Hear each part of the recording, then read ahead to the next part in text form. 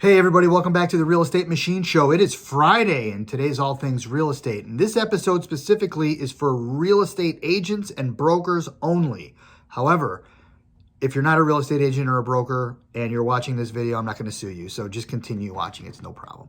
Anyway, this is going to be a master class of what to do, where to start, and how something can get progressed to a point that is arguably pretty impressive. So some of you have seen the post that I sent out yesterday regarding a deal that I've been working on. It was a land deal. They're going to build a big building. It's in Cleveland, Detroit Shoreway. Really exciting project. Very proud to be a part of it. But I kind of wanted to show you and talk and tell you the story behind it. So when I switched brokerages, so when you switch brokerages, what does that do?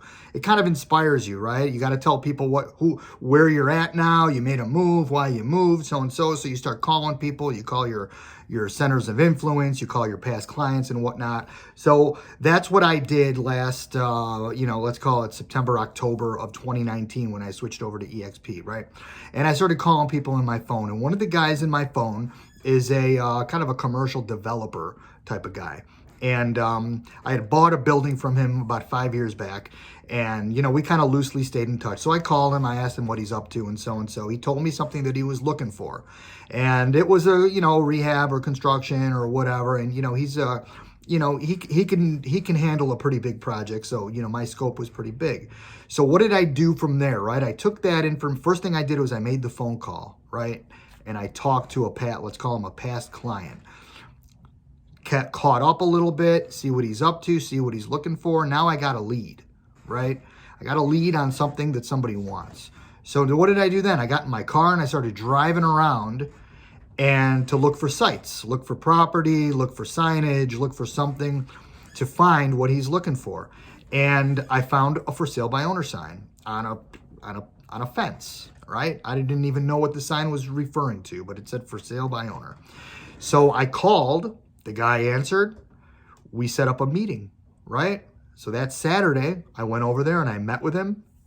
And I happened to meet with his nephew as well, which kind of owns the property next door. And it turns out that it's this kind of major family assemblage of properties on a pretty attractive street in Cleveland. So we're starting to talk and so. We're getting to know each other. And they're telling me what they're trying to accomplish.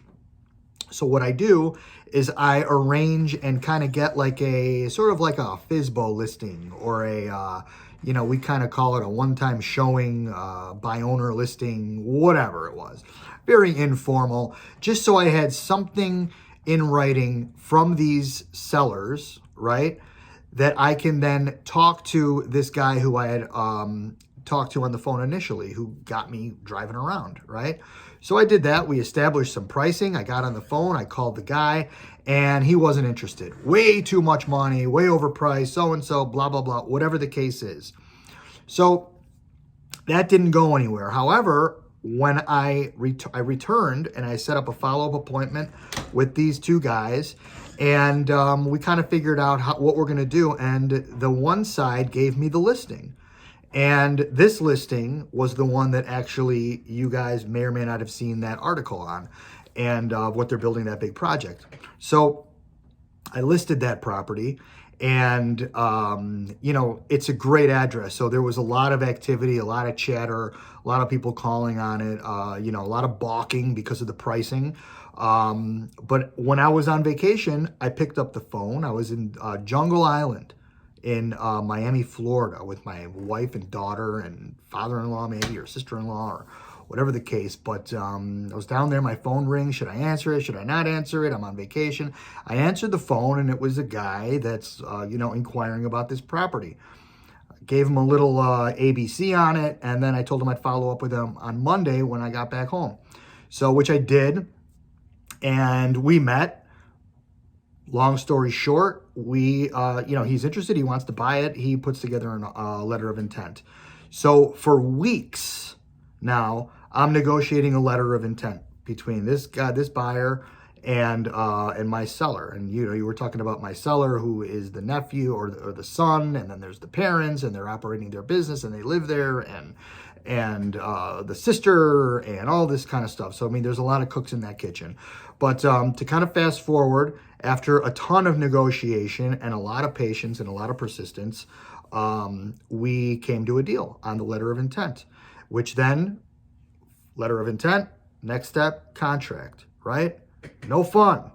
Go to the contract. It takes us probably 30 days to negotiate this contract. And finally, we negotiate the contract. We're under contract, and we're off to the races. Now, there's a handful. I should say there's a fairly lengthy due diligence process considering the scope of the project. So during that due diligence process, we are, in communication. We're helping. We're this. We're guiding. We're doing all those things. We're keeping everybody happy, keeping everybody informed, constant communication whenever appropriate. And so now we're in the thick of the transaction, right? And so as I'm working, with my client who's the seller, and then the buyers who are technically unrepresented, but really are using me as a conduit during this entire process, we've gotten to know each other. They give me a deal to sell something unrelated to this project. So I get a listing and I sell it. I actually end up selling it to my own buyer. So there's a deal that kind of came out of this, right? Pretty exciting. So now we're still going through due diligence, and you may wonder what's happening with the other family member who I had met. So now we're talking to them, and these buyers, they're looking at this project, and we're negotiating a letter of intent on their piece right now. So, and then in addition to that, the other neighbor who I've gotten to know did a project on the corner, and it's really become almost a family affair with everybody involved here. And it's just from the initial call to the driving around to calling on the sign to the meeting to the listing to the contract to the closing to an additional deal developing from this, right?